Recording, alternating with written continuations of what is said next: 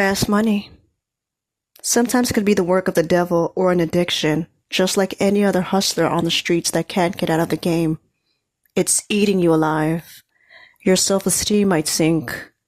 You might be walking on eggshells or maybe putting your life at risk. Can all of that change after a night of emetophilia? Or do you stay stuck in the game? Let's find out. I started escorting at the age of 18. Throughout the years, I gave myself a timeline where I planned to stop escorting, and I was sure that it would be at the age of 25 or 26 because I planned on investing and opening up my own cosmetic shop. I knew it was easy to say, but I got sucked into the business, so after 3 years passed by, I began to realize that was not going to happen. The money was coming in like an open floodgate, and I kept spending it on designer clothing and jewelry, and of course I had fabulous holidays.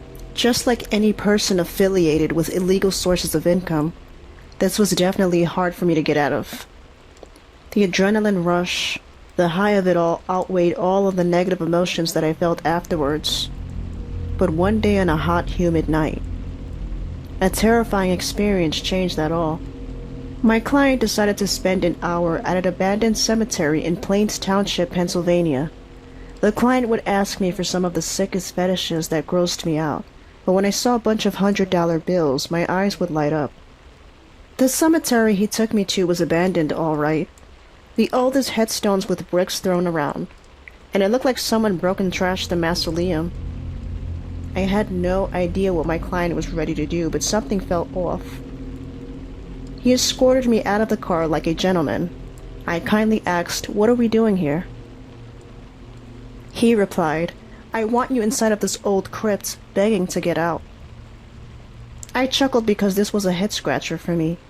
I told him to be for real, and asked if he wanted to make love in a mausoleum because I was so creeped out at both him and the cemetery. I never thought he would bring me to a graveyard, but he was for real.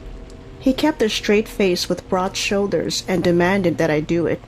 I scolded and said no, I am not getting into that crypt. But he pulled out a knife. I can feel my muscles trembling and numbness tingling in my feet and hands. I slowly try to reach for my pepper spray, and he quickly pulls out a silver pistol. I began to shiver and my teeth started chattering. I had no choice. I knew I had no way to run. I told him many times that guns were my biggest fear. He comes towards me with a pale blank stare, pointing the gun to the back, and orders me to get in. I continued to do it in tears. I opened up the crypt and saw a body decomposing. I sobbed and begged him to not force me to get in.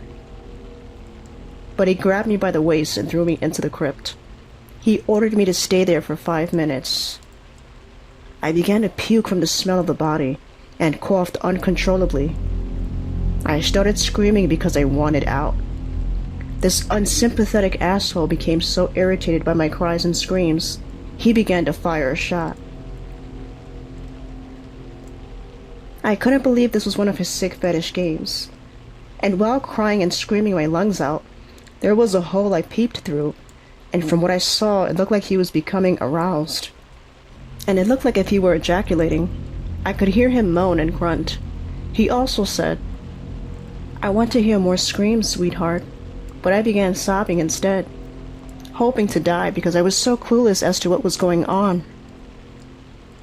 Then all of a sudden, everything went silent. He then said, "Okay, sweetheart, I'm letting you out."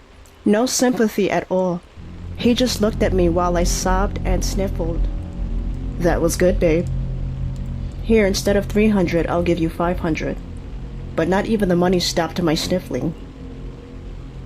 He looked annoyed and continued walking to his car. I followed him and was ready to go back to my apartment in Philly. On our way back to my destination, I was so eager to say goodnight after this experience. During the ride, he started saying, I can call him Ted Bundy and I would be called Brenda Carol Ball. I thought how awful. The woman he named was a victim killed by Ted Bundy on June 1st, 1974. I don't think I stood numb to this addiction anymore, but now responsive and my soul being exterminated. This guy knew where I lived and continued to tell me to quit bitching and sobbing. With a load of cash, I moved out in a week because I was petrified and didn't want this client to find me. It's understandable that many don't feel bad for me, because fast money still didn't stop me.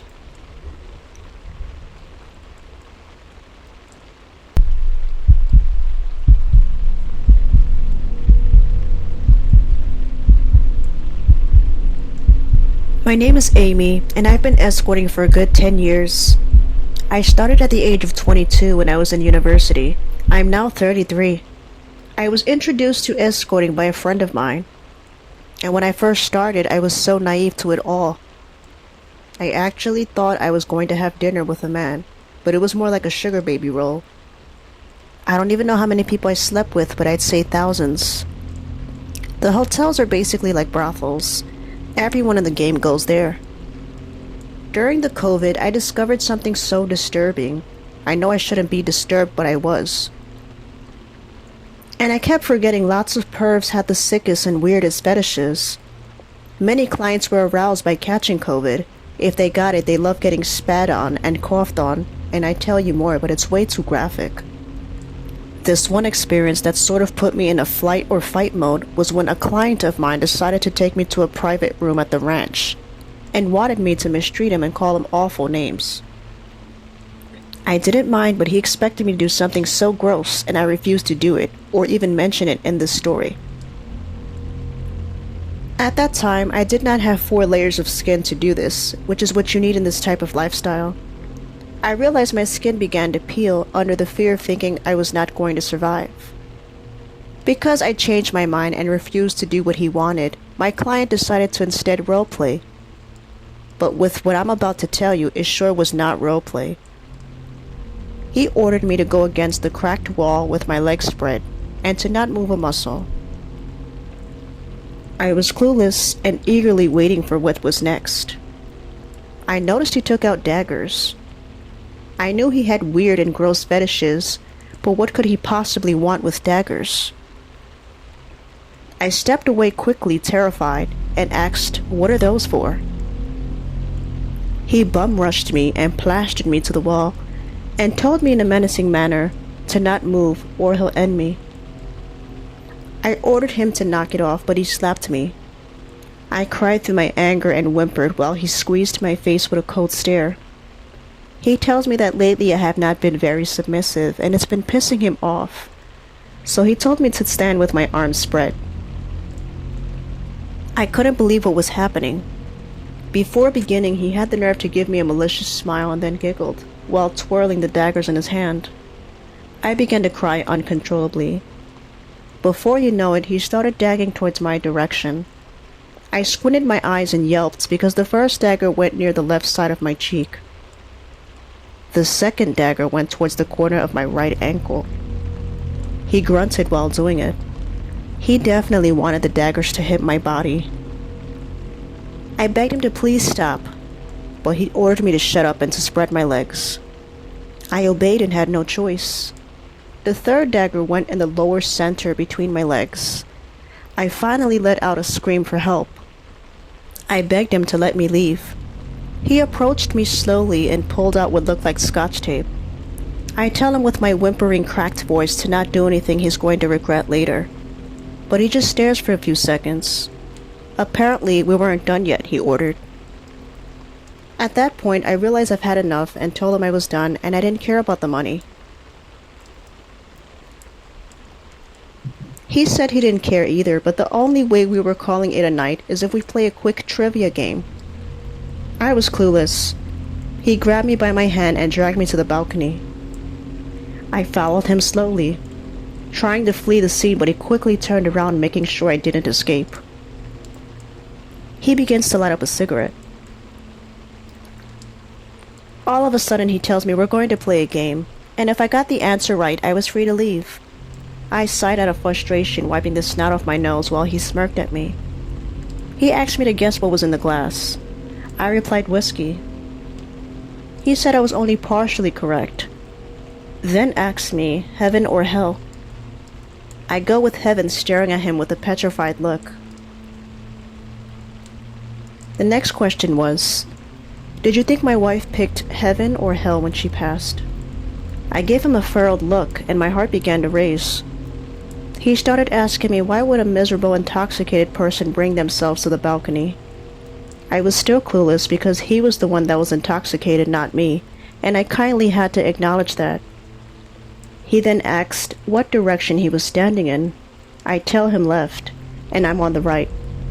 Then he does a signal with his fingers, telling us to switch places. He then says, "You're the drunk one on the left now." Now I want you to guess what I'm doing. He motions his hands in a pushing motion and tells me, "I want you to put the pieces to the puzzle to see what's going to happen next." It struck me. He told me a story that his wife was drunk on a balcony standing on the left drinking whiskey, and that her whiskey was spiked with Thorazine, and that the person on the right pushed her. I also quickly remembered he told me his wife picked hell. I took the whiskey and threw it on his face and ran back into the room. He grunted out of shock, but I ran as fast as I could, leaving my wallet and purse behind. I was confused and asked myself, was he ready to kill me? I wasn't ready to die, and no way was I going to the cops because of my profession. This was how I paid the bills and ate. Sadly, I stood in the game and changed my client.